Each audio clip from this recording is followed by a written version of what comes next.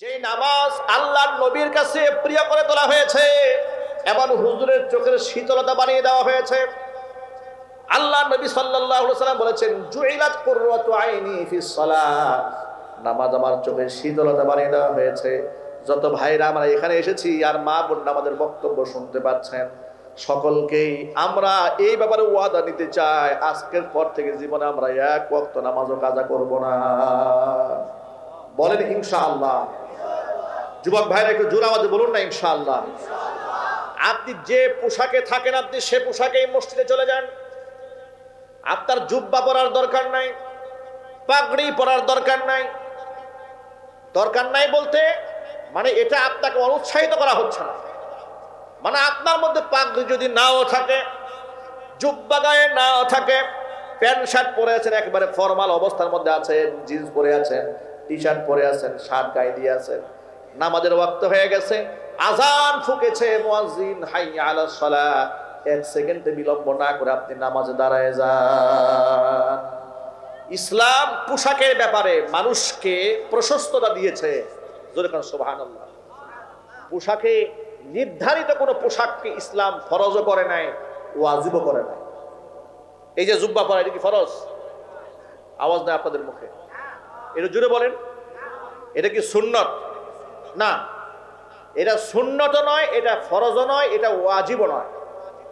এটা একটা dress code, সর্বোচ্চ আপনি মুস্তাহাব বলতে পারেন বা কারিবুম মিনাল সুন্নাহ বলতে পারেন, যে সুন্নতের কাছাকাছি। ইসলামে কোনো একটা নির্ধারিত একক কোনো পোশাককে সুন্নতের ক্যাটাগরিতে এই জন্য ফেলা হয় নাই কারণ দেশ, সমাজ, এলাকা, রুচি, আবহাওয়া ভেদে মানুষের পোশাকের ভিন্নতা থাকতে পারে। কথা ঠিক না? ঠিক। এই জন্য আপনি এটা অবধারিত মনে করার কোনো কারণ নাই। এই জন্য দেখবেন সাহাবায়ে কেরাম রাদিয়াল্লাহু তাআলা আনহুম আজমাইন, তাদের ইতিহাস যখন আপনি সিরাত যখন পড়বেন, আপনি সিরাতের কিতাবে কোথাও পাবেন না যে তারা 24 ঘন্টা মাথার মধ্যে পাগড়ি বেঁধে থাকতেন, সবসময় মাথার টুপি দিয়ে থাকতেন। এগুলো সিরাতের মধ্যে পাবেন। এমন অনেক বর্ণনা পাওয়া যায় যে উস্কো খুস্কো চুল নিয়ে সাহাবায়ে কেরাম হুজুরের সামনে হাজির হয়েছে। আজকে আমাদের সমাজে এমন একটা অবস্থা তৈরি করা হয়েছে যে টুপি না হলে মনে হয় নামাজই হচ্ছে না। ঠিক না? ঠিক না। তবে এটা পোশাকের একটা উত্তম পদ্ধতি বলা যায় যে এগুলো হচ্ছে লিবাসুস সালেহিন, নেককার মানুষের পোশাক। কথা বুঝতে পেরেছেন? কি বলা যায় জোরে বলেন তো? লিবাসুস সালেহিন, নেককার মানুষের পোশাক বলা যায়। যে প্রকৃত অর্থে সমাজের মধ্যে আল্লাহ ওয়ালা যারা দিনদার, ইমানদার, তাকওয়াবান, পরহেজগার, ওয়ারাসাতুল আম্বিয়া, নবীগণের ওয়ারিস যারা, তারা এই ধরনের পোশাক পরে। সুতরাং সর্বোচ্চ এই ক্ষেত্রে আপনাকে এটা প্রাধান্যের তালিকায় রাখতে পারেন, কিন্তু এটা জরুরি নয়।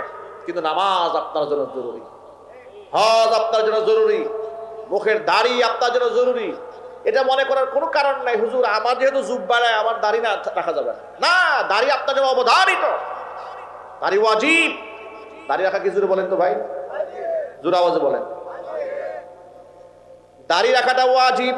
দাড়ি রাখেন, গুরুত্ব দেন। নবী করিম সাল্লাল্লাহু আলাইহি সাল্লাম বলেছেন, আউফুল্লুহা ওয়াফুল্লুহা ওয়ারখুল্লুহা, দাড়িকে ছেড়ে দাও, দাড়িকে লম্বা করে দাও, দাড়িকে পূর্ণতায় পৌঁছিয়ে দাও। আল্লাহ পাক যেন আমার ভাইদেরকে আমল করার তৌফিক দান করেন। ভাইরা, মূল কথায় আমি বলছি, মূল কথা আসেন। জুইলাত কুররাতু আইনি ফিস সালাহ, নামাজ আমার চোখের শীতলতা। নামাজ কে বলো না কাজ আছে, কাজ কে বলো আমার নামাজ আছে।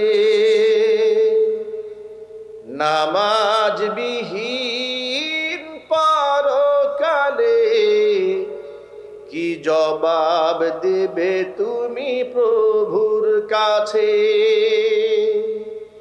নামাজ কে বলো না কাজ আছে, কাজ কে বলো আমার নামাজ আছে। নামাজ বিহীন পরকালে কি জবাব দেবে তুমি প্রভুর কাছে। আল্লাহ পাক যেন আমাদের সকলকে 5 ওয়াক্ত নামাজি বানায় দেন। আমিন। আমি যেটা বোঝাবার জন্য এত কথা বললাম সেটা হচ্ছে যে আল্লাহ পাক যে কোরআনে বললেন যুজ্জিনা লিন-নাসি হুব্বুশ শাহাওয়াত মিনান নিসা, নারীদের আকর্ষণ এটা করে দেওয়া হয়েছে। এটা যদি আল্লাহর পক্ষ থেকে আকর্ষণ হয় আর সেটা যদি আমরা বৈধভাবে সে আকর্ষণকে কাজে লাগাই, এটা আমাদের জন্য নিন্দনীয় হবে না, এটা প্রশংসনীয় হবে।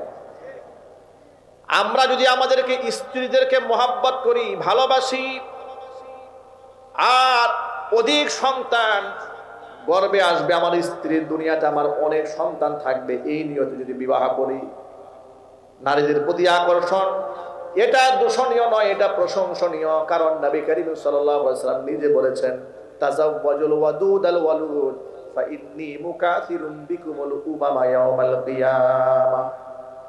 ওই সমস্ত মেয়েদেরকে তোমরা বিবাহ করো যারা অধিক সন্তান গর্ভে ধারণ করতে পারে, যাতে করে কিয়ামতের দিন আমি তোমাদেরকে নিয়ে অন্য উম্মতের মধ্যে গর্ব করতে পারি। অধিক সন্তান মুসলমানরা গর্ভে ধারণ করবে, সেই ক্ষেত্রে ইসলাম তাদেরকে উৎসাহ প্রদান করেছে। আর এনজিওরা প্রতিনিয়ত অনুৎসাহ প্রদান করে। তারা বলে একটি হলে ভালো হয়, দুটি হলে আর নয়। এটা কোনো মুসলমানদের কথা নয়, এটা শয়তানের কথা। ঠিক না? ঠিক জোরে বলেন, এটা কাজের কথা, শয়তানের কথা।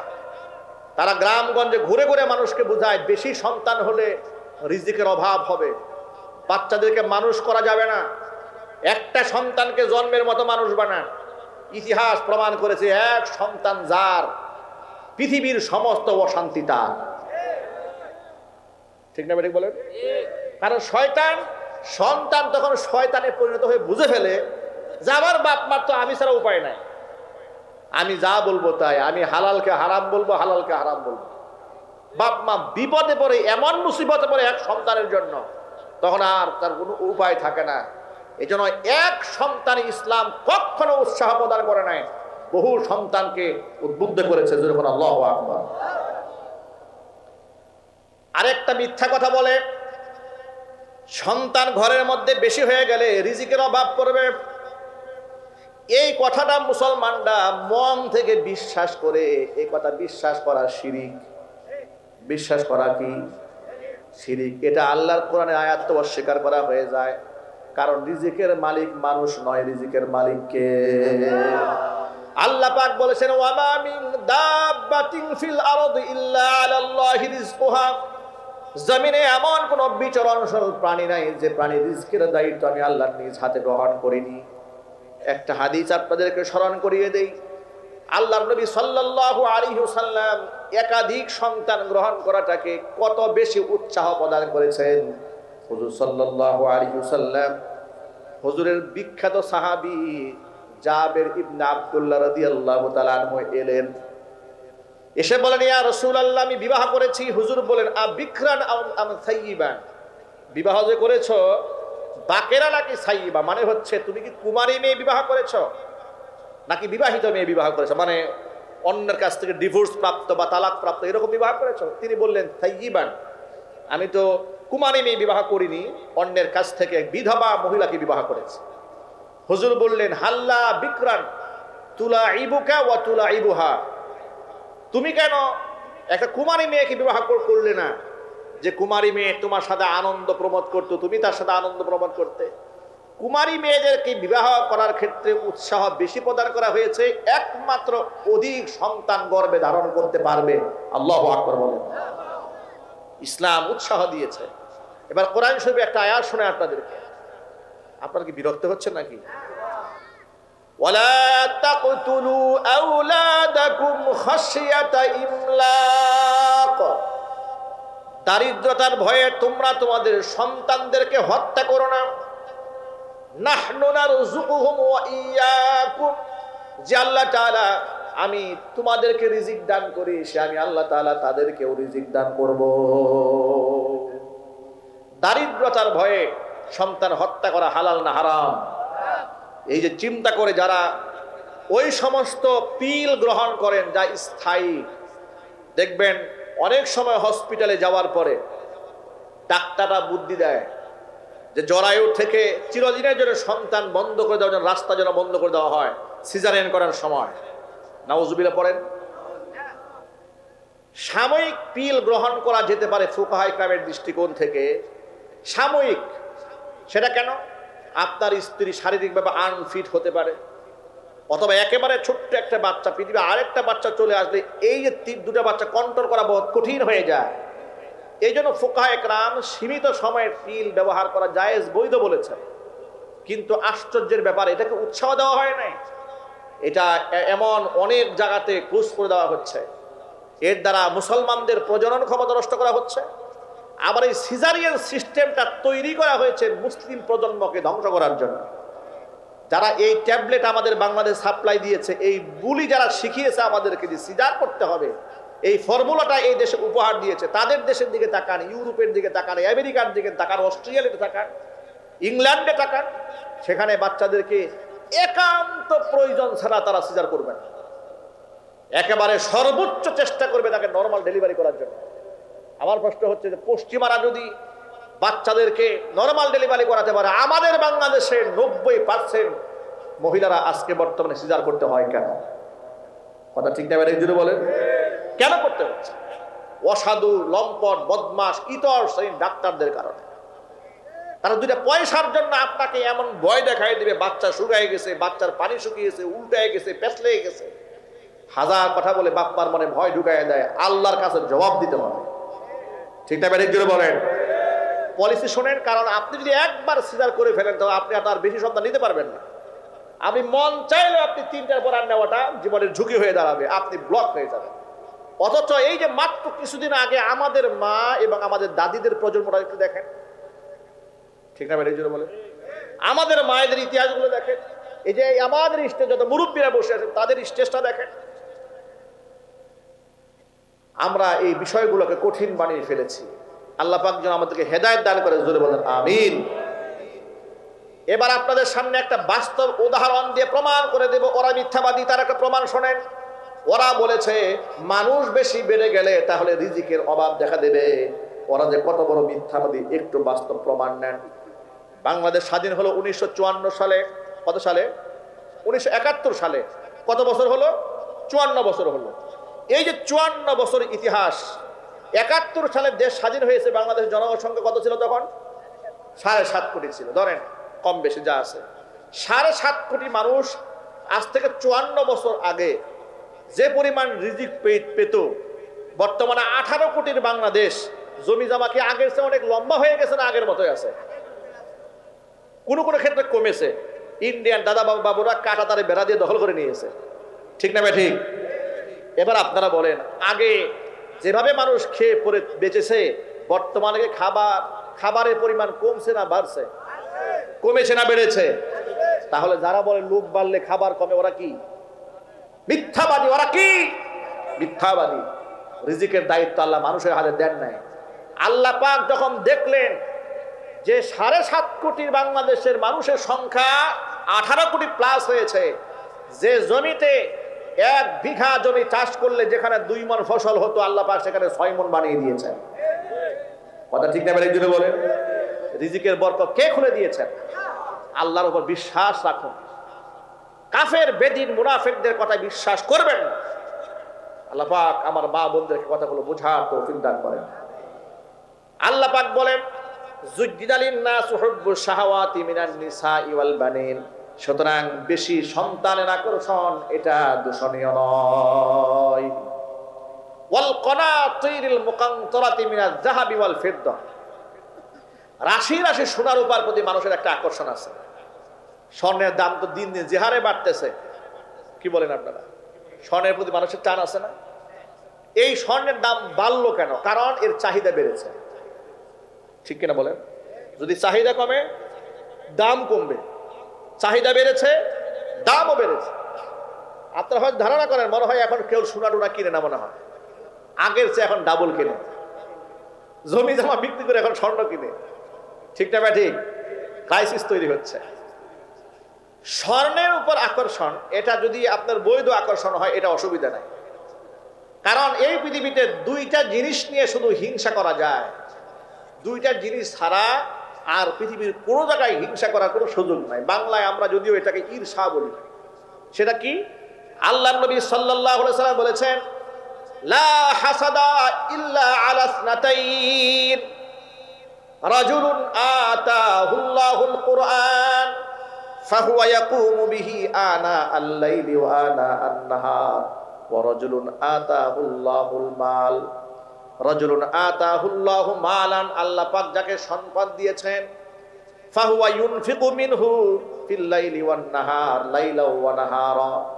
নবী করিম সাল্লাল্লাহু আলাইহি সাল্লাম বলেছেন, দুইটা জিনিসে মানুষ একজন আরেকজনকে ঈর্ষা করতে পারে। একজন ব্যক্তি যাকে আল্লাহ পাক অঢেল সম্পদ দিয়েছেন, আর সেই সম্পদ আল্লাহর পথে রাত দিন খরচ করে, আপনি তার ব্যাপারে ঈর্ষান্বিত হতে পারবেন আর মনে মনে ভাবতে পারবেন, এইরকম সম্পদ যদি আমারও হতো আমিও দান করতাম। দূষণীয় নয়। অথচ আরেকটা জায়গার মধ্যে ঈর্ষা করা যায়, সেটা হচ্ছে রাজুলুন আতাহুল্লাহুল কোরআন, আল্লাহ যাকে কোরআন নামক দৌলত দান করেছেন। এই যে আমাদের বাচ্চারা মাথার মধ্যে আছে পাগড়ি পেয়েছে, ধন্য মায়ের ধন্য সন্তানরা 30 পারা কোরআনের হাফেজ হয়েছে। সুবহানাল্লাহ পড়েন। হুজুর বলেন, যাকে আল্লাহ কোরআন দিয়েছে, ফাহুয়া ইয়াকুমু বিহি আনা আল-লাইলি ওয়া আনা আন-নাহার, রাত দিন সে তেলাওয়াত করে। কোরআনে কারিমের তেলাওয়াতকারীর সাথে আপনি ঈর্ষা করতে পারবেন যে এরকম তেলাওয়াত যদি আমি করতে পারতাম। এটা নিয়ে আপনি ঈর্ষা করতে পারেন, কিন্তু আমরা এটা নিয়ে ঈর্ষা করি না। আমরা হিংসা করি কি নিয়ে? আল্লাহ পাক ওর সম্পদ দিল কেন? আল্লাহ কি ওর ব্যবসা বাণিজ্য চোখে দেখে না? আগুন দিয়ে জ্বালাই দিতে পারে না? ওর ছেলে এত ভালো মেধাবী কেন? ওর ছেলে ডাক্তার হলো কেন? আলেম হলো কেন? হাফেজ হলো কেন? ইঞ্জিনিয়ার হলো কেন? এরকম হিংসা আমাদের অন্তরের মধ্যে আছে। আল্লাহ যেন হিংসার আগুন থেকে বাঁচার তৌফিক আমাদেরকে দান করেন। হিংসা করা হালাল না হারাম? ইয়াকুম ওয়াল হাসাদ, হাদিসে এসেছে, হুজুর বলেন ইয়াকুম ওয়াল হাসাদ, হিংসা থেকে বাঁচো। ফাইন্নাল হাসাদা ইয়াকুলুল হাসানাত, হিংসা মানুষের আমলনামাগুলোকে সেইভাবে জ্বালিয়ে পুড়ে ছাই বানায় দেয়।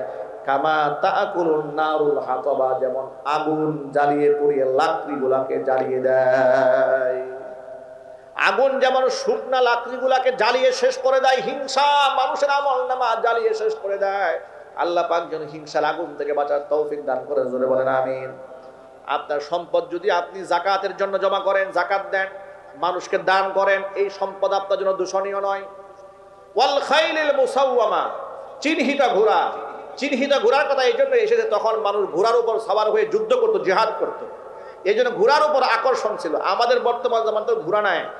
আমাদের বর্তমান জামানায় কারো যদি স্বপ্ন থাকে যে ট্যাঙ্ক চালাবে, রকেট লঞ্চার চালাবে, বিমান চালাবে, জঙ্গি বিমান চালাবে, এই স্বপ্ন তার জন্য দূষণীয় নয়, বরং এটা অনেক ক্ষেত্রে সওয়াবের কাজ হবে, যদি আল্লাহর দ্বীন প্রতিষ্ঠার আন্দোলন করবো। ঠিক কিনা জোরে বলেন। ওয়াল হারসি ওয়াল আনআমি ওয়াল হারস, গবাদি পশুর প্রতি মানুষের মায়া হয় অনেক। যারা গরু পালেন, ছাগল পালেন, ভেড়া বকরি দুম্বা পালেন, উট পালেন, দেখবেন এই প্রাণীর প্রতি মানুষের অনেক মায়া। কুরবানির সময় দেখেন না, গরু নিয়ে আসে, গরু কান্না করছে, মালিকও কান্না করছে, এই দৃশ্যগুলো আমরা দেখি না? ছাগলের গলা জড়ায়া যে লালন পালন করেছে সে কান্না করে। ওয়াল আনআম, আল্লাহ পাক বলেন চতুষ্পদ জন্তুর প্রতি মানুষের, গবাদি পশুর প্রতি মানুষের এই মহব্বত তৈরি করে দেওয়া হয়েছে। ওয়াল হারসি, সর্বশেষ হচ্ছে জমি জামা। এই জমি জামার আকর্ষণ মানুষের এত বেশি, জমি জামা নিয়ে বছরের পর বছর মামলা চলে কোর্টে। মামলা করতে করতে দাদা মরেছে, বাবা মরেছে, এবং সন্তান এখন চলতেছে, আছে না নাই? জোরে বলেন। এক মামলা নিয়ে 3 প্রজন্ম লড়তেছে, এরপরে মামলাও শেষ হয় না। বুড়া কবরে চলে গেছে, পা অর্ধেক, এরপরে উনি খুঁড়াতে খুঁড়াতে কোর্টে গিয়ে হাজিরা দেয়। জমির প্রতি মানুষের এত আকর্ষণ যে যতটুকু জমির জন্য মামলা লড়েছে তার চেয়ে বেশি টাকা উকিলের পকেটে দিয়েছে। ঠিক কিনা বলেন? এগুলা হচ্ছে আল্লাহ পাক বলছেন এই যে আকর্ষণ, এগুলা হচ্ছে সীমিত সময়ের আকর্ষণ। এগুলা পেয়ে তোমরা আসল আকর্ষণের কথা ভুলে যেও না। আসল জায়গা তোমাদের জন্য জান্নাত রেখে দেওয়া হয়েছে। আল্লাহু ইনদাহু হুসনুল মাআব, আসল প্রত্যাবর্তন স্থল কার কাছে? আল্লাহ পাকের কাছে। আল্লাহ পাক যেন আমাদের সকলকে জান্নাতুল ফেরদাউস দান করেন। আমি তো জানি না পাবো কি পাবো না, আল্লাহ তোমার দেয়া সেরা জান্নাত। আমি আমি তো জানি না পাবো কি পাবো না, আল্লাহ তোমার দেয়া সেরা জান্নাত। আমি শুধু জানি নরকের অগ্নি সইতে পারবো না কোনদিন রাত। আমি তো জানি না পাবো কি পাবো না, আল্লাহ তোমার দেয়া সেরা জান্নাত। আমি তো জানি না পাবো কি পাবো না, আল্লাহ তোমার দেয়া সেরা জান্নাত। আল্লাহ পাক যেন আমাদের জিন্দগির সকলের গুনাহ খাতা মাফ করে দেন। আল্লাহ পাক যেন সীমিত সময়ের আকর্ষণকে প্রাধান্য দিয়ে পরকালের মূল আকর্ষণকে আমরা ভুলে না যাই। আল্লাহ পাক দুনিয়াতেও আমাদের হাসানা দান করেন, আখিরাতেও হাসানা দান করেন। সকলেই বলুন আল্লাহুম্মা আমিন।